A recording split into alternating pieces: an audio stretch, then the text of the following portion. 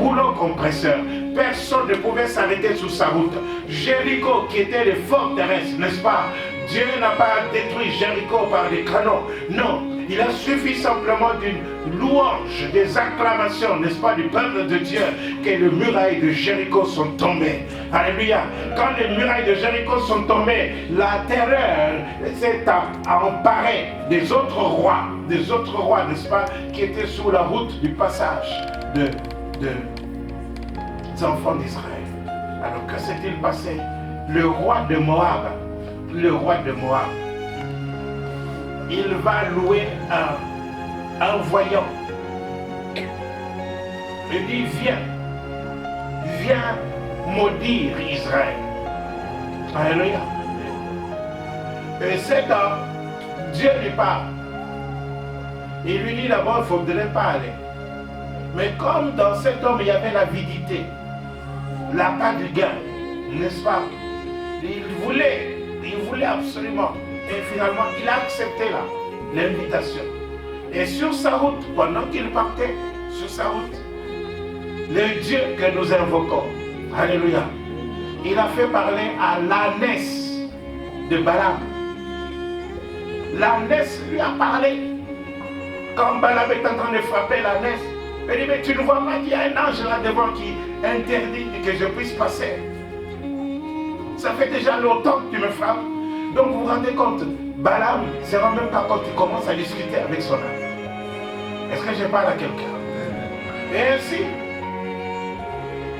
une fois qu'il est arrivé chez Balak, roi de Moab, Balak lui dit, maudis-moi ce peuple. Maudis-moi ce peuple. Alléluia. Mais est-ce qu'il pouvait maudire ce peuple?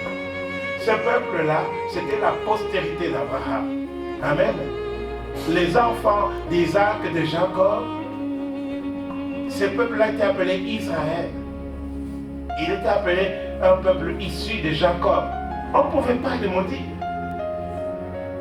Alors nous voyons ici, où nous sommes, nombre 23.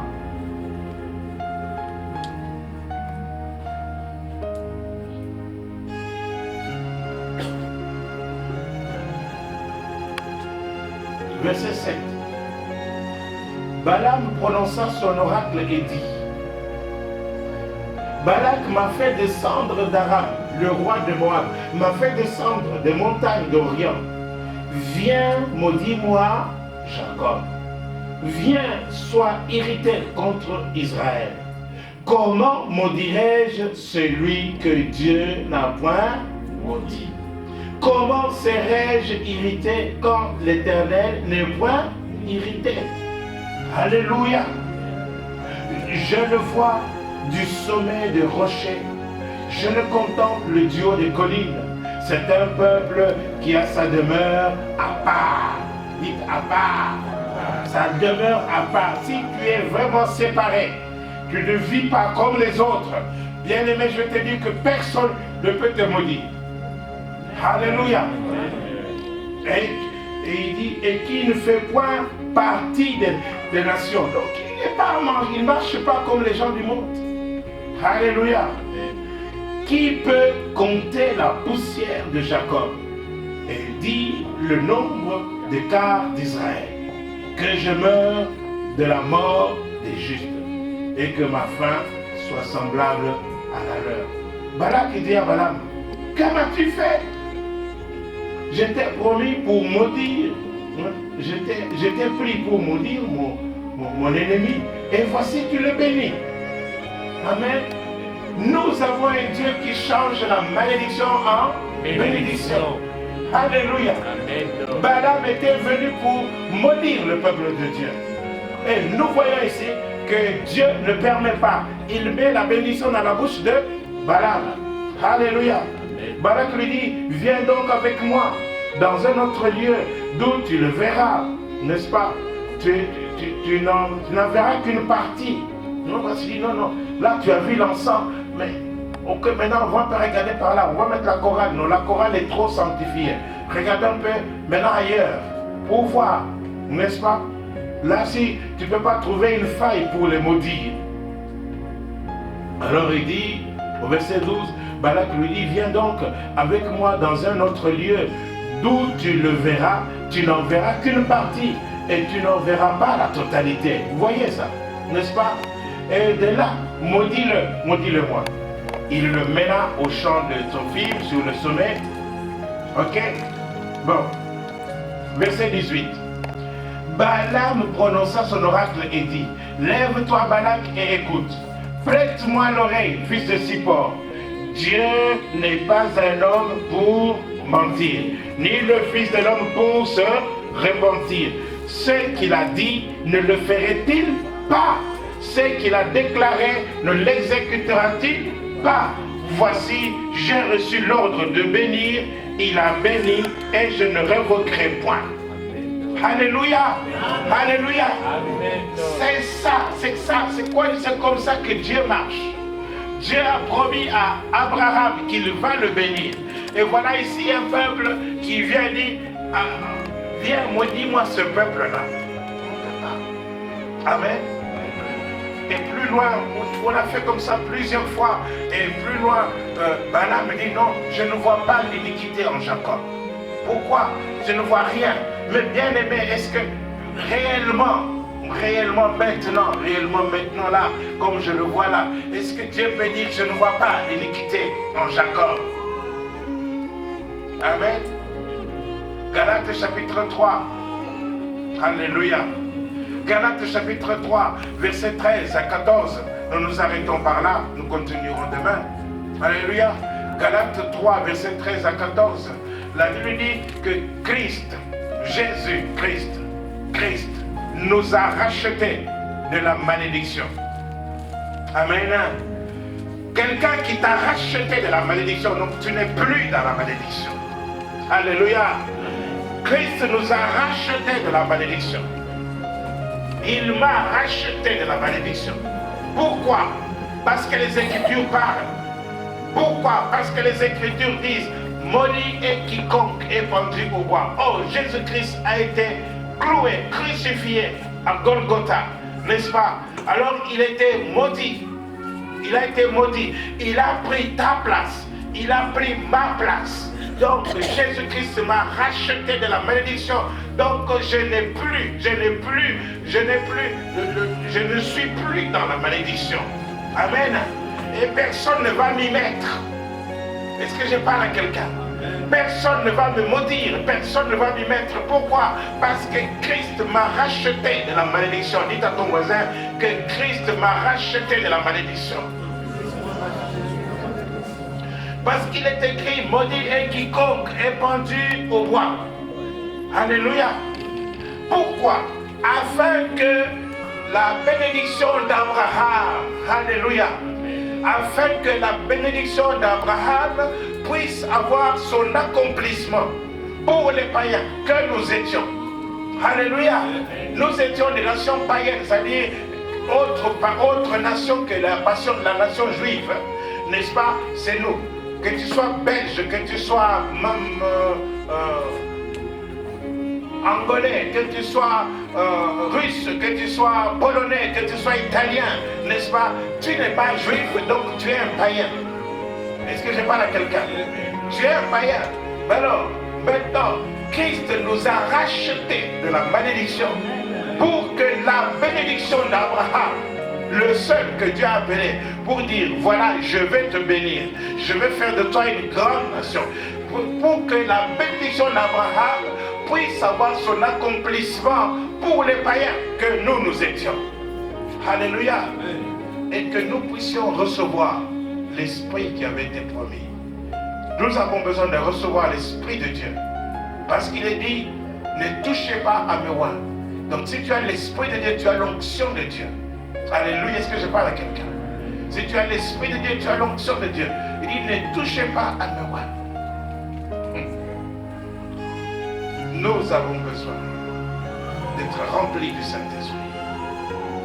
Et nous sommes condamnés, n'est-ce pas, à être bénis. Dites que je suis condamné à être béni. Parce que Jésus-Christ a pris ma malédiction.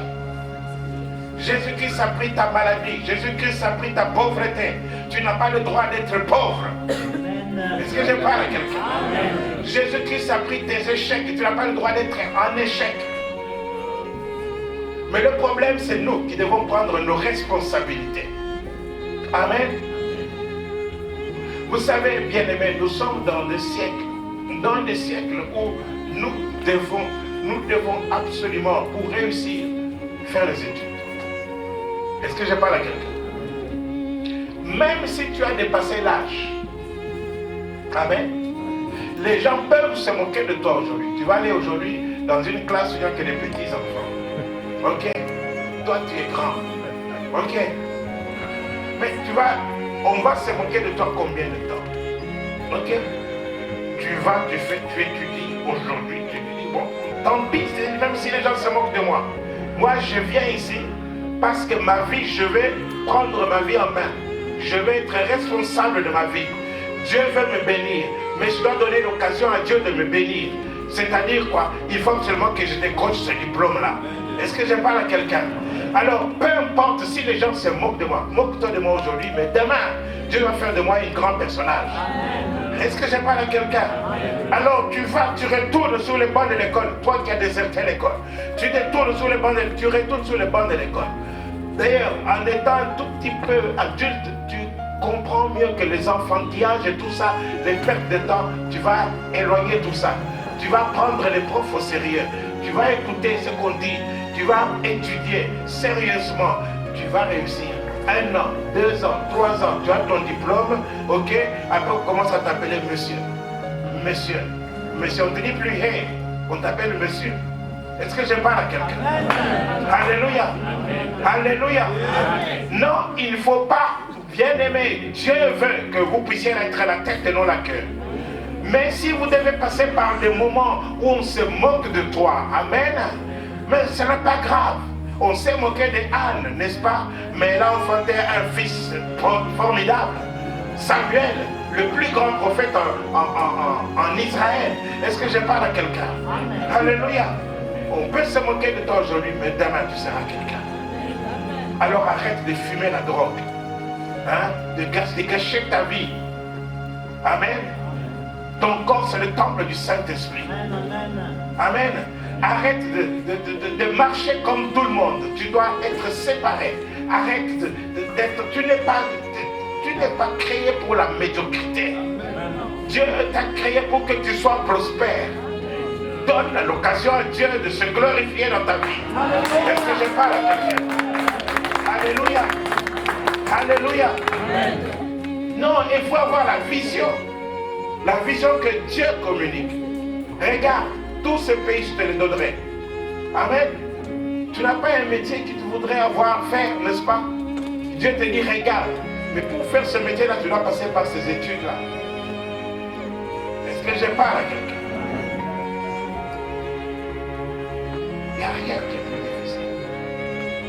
Tout est possible. Tout est possible.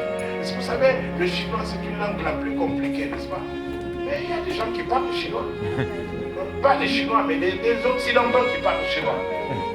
Et ils ont appris, c'était dur, mais ils ont appris et ils parlent. Alléluia. Et lorsqu'on est avec Dieu, rien n'est impossible. Rien n'est impossible. Alors Dieu veut que tu sois béni. Aujourd'hui, Jésus-Christ t'a racheté de la malédiction. Alléluia. Oui, Seigneur notre Dieu, nous voulons te dire merci. Parce que nous savons que tu es un Dieu puissant, le Dieu vivant. Tu es le Seigneur des Seigneurs, éternel notre Dieu. Tu ne parles pas en vain. Toi, tu ne parles pas en vain. Tu veux, Seigneur notre Dieu, de la poussière relever l'indigent pour le faire asseoir à la table des grands. Oui, Seigneur, notre Dieu, le puissant Dieu vivant. Seigneur, à partir des barrières de la rue, à partir des choses qu'on a été rejetées, à partir des gens qu'on a considérés comme des marginaux, des gens qui n'ont pas de valeur aux yeux des autres.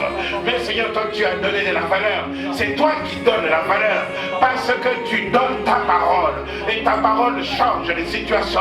Ta parole change. Seigneur, voilà pourquoi je parle aujourd'hui, je proclame ta parole.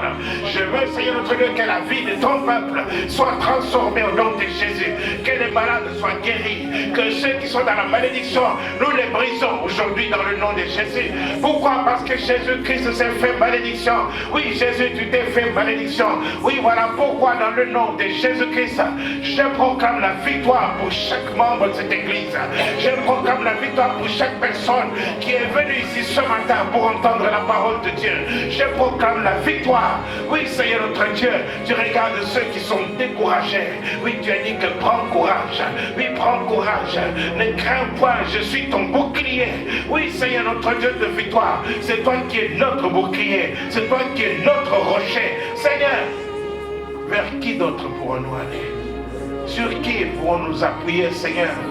Seigneur, c'est toi le Dieu, le réparateur des brèches. Seigneur, c'est toi notre Dieu qui restaure. Seigneur, tu regardes, Seigneur, ces fibres qui sont cassées. Tu vois ces larmes qui coulent, Seigneur notre Dieu. Mais c'est toi qui sèches les larmes. C'est toi le Dieu de la consolation.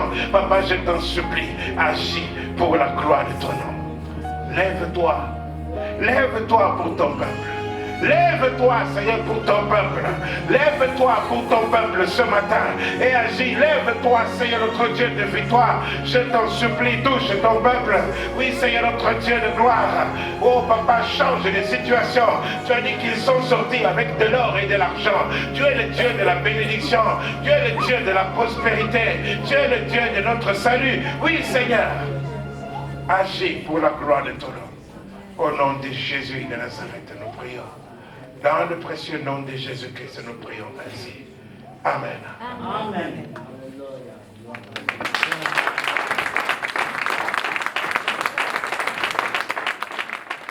Je ne sais pas comment te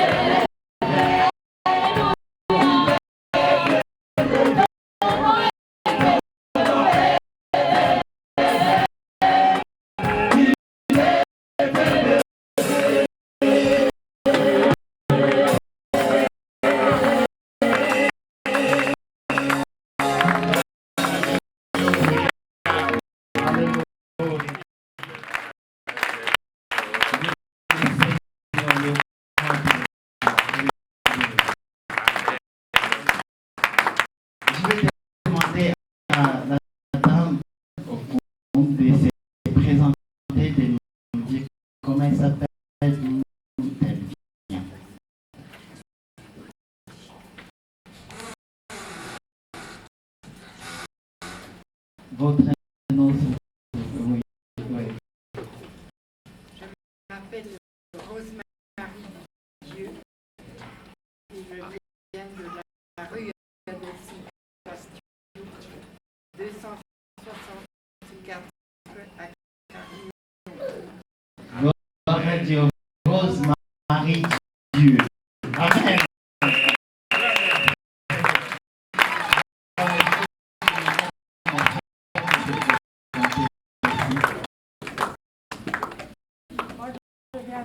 Je m'appelle du Coq. Je suis venue avec mon voisin. Vous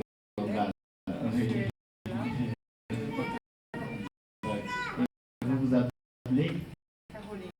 Caroline. Et Jennifer, votre Jennifer, je connais tout de suite. Voilà, nous acclamer l'Éternel. Alléluia. Amen.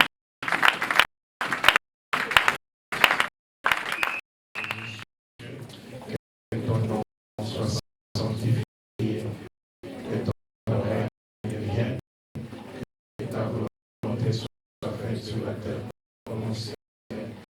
Donne-nous aujourd'hui notre pain de ce jour.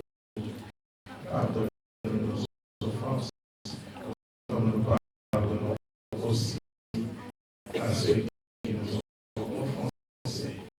Ne nous soumets pas à la tentation, mais délivre-nous du mal, car c'est à toi qu'appartient le règne, la puissance et la gloire pour les siècles des siècles. Amen.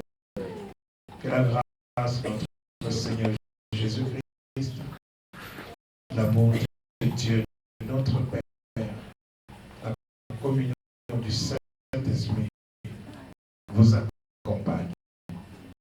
Allez ainsi dans la paix et la joie du Seigneur. Amen. Amen. Avant de partir, saluez au moins 10 personnes. Si vous avez besoin de moi, je suis dans mon bureau pour prier avec vous si vous voulez. Amen. Alléluia. Amen. Je dis, je suis dans mon bureau si vous avez besoin de moi.